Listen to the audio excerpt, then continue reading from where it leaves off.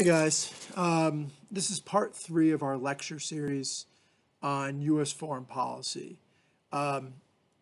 So today we're just going to kind of take a look at the highlights, both good and bad, right, and everything in between of Trump's foreign policy. And love him or hate him, right, he's been, um, you know, controversial and conventional in other areas, and of course, very unorthodox in some of his approaches, right? So let's look at some of the key highlights of Trump. So one of the first big things he did when he came into office, almost immediately after he got elected, was he carried out an airstrike against Syria, right? Syria, of course, has been embroiled in a major civil war between the dictator, this guy Assad, right, and Bashar Assad, and anti-government protesters who have been protesting his tyrannical rule, right? Well, the clash between protesters and their tyrant escalated to the point where Bashar Assad opened fire, killed his protesters, and chemical gases killed many innocent people, mostly women and children who he associated with the opposing his power. So Donald Trump immediately, to kind of impose his force in the region, show that America could be a major player in Syria, he bombed a strategic facility in Syria, which was a show of U.S. force, right? So that was seen as that had kind of like mixed reviews. Some said that was more of a show than really actually standing up to Bashar Assad. Other people said, "Hey, man, it was a humanitarian intervention. It's a message that dictators can't torture and kill their own people, right?" So depending on where you stand, that one. Another major controversy from early on in the Trump administration with his foreign policy was, of course, the travel ban that he established. You guys probably remember hearing about this, right? This was back in 2017. Almost immediately after he elected, as a way to respond to the terrorist threat, he banned for a period of 6 months refugees from coming into the United States. Refugees are just those people who are fleeing war-torn nations.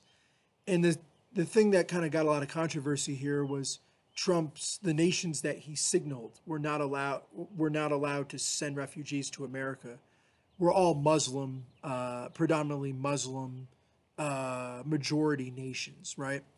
And conspicuously missing from the list of refugee nations not allowed to seek asylum into the U.S. protection was Saudi Arabia, because we have such a close relationship with them.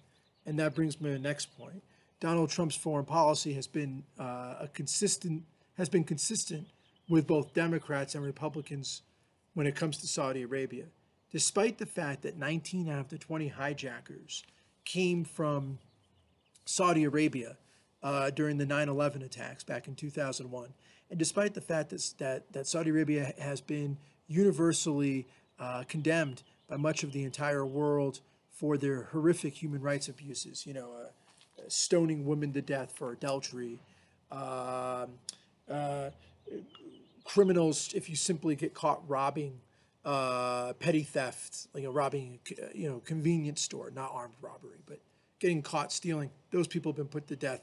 If you question the dominant religion, which is a very rigid interpretation called Sharia law, from the Wahhabism tradition, which is a very extremist aspect of Islam that 99% of Muslims do not associate with and condemn.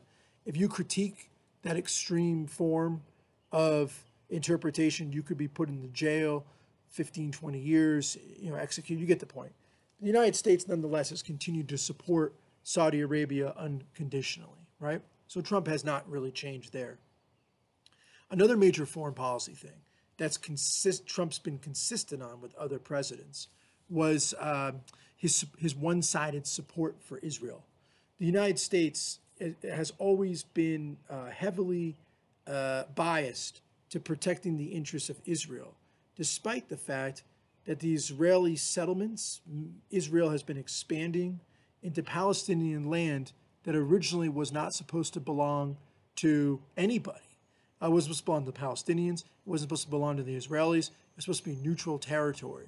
Many of the areas around Jerusalem, the Holy Land, right? Well, Israel has not only expanded that area, which was supposed to be neutral, but Israel has been setting up settlements actually in Palestinian territory, which is totally illegal. It's been condemned by the entire world. While Palestinians do carry out terrorist attacks or suicide bombings, the Israeli government has has carried out targeted assassinations of key Palestinian leaders. They've tortured Palestinian activists. They've put blockades on supplies from reaching Palestinian lands, which has led to mass starvation and mass disease and malnutrition, etc. Right? So the U.S. has continued to provide massive military aid to Israel and support them unconditionally, to the point where Donald Trump actually said that he supports moving the U.S. embassy from Tel Aviv, which was supposed to be more neutral territory, into Jerusalem, which obviously is the source of major conflict. In other words, Donald Trump has basically said Israel is the only one who has the right to claim the Holy Land of Jerusalem, not the Palestinians, right? Another major foreign policy feature of Donald Trump has been his slightly unorthodox meetings with the North Korean dictator Kim Jong-un, right? And Kim Jong, of course, is a ruthless dictator in North Korea. No U.S. president up until Trump has even attempted to meet with him or his late father, who was also a despotical dictator. Instead, they've chosen to kind of deal with them through sanctions, basically refusing to trade with them, and embargoes, refusing to allow goods through our U.S. Navy to reach to the shores of North Korea in order to put pressure on North Korea to not develop nuclear weapons. Now, Donald Trump's taken a slightly different approach, right? Unorthodox. This is kind of classic Trump in many ways. He's reached out directly to the dictator and has met with him on numerous occasions. They've had summit meetings in Singapore. They've had summit meetings in Vietnam where the two have gotten together personally, had dinner to talk out their issues. Some people say this is a very bold policy, that it's very successful because no president has directly tried to engage the dictator, specifically after he's already done nuclear tests. Some say this is a really good strategy because if you kind of give Kim Jong a little bit of legitimacy, bring him into the international community a little bit, he may feel more responsible and not be so reckless in developing these nuclear weapons. People who say that this is a bad idea, they make the argument that Donald Trump appears to be supporting dictators. In fact, they've written letters to each other. Kim Jong has said how much he admires Trump. Trump has said how much he admires Kim Jong, and the two have kind of really developed a relationship. So depending on where you kind of stand on that. And yet, another thing with Donald Trump too has been his response to the coronavirus, right?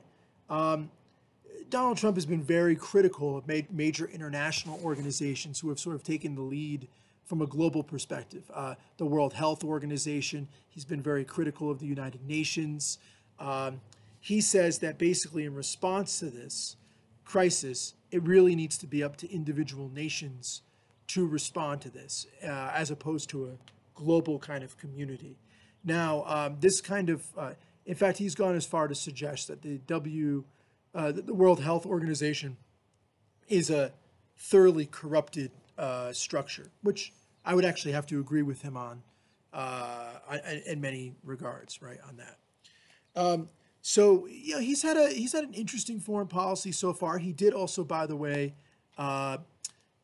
remove almost all of our troops now from Iraq. So we have no active troops supposedly in Iraq, though we have many private mercenaries, which is basically private soldiers who are hired by private companies doing security work in detail over there.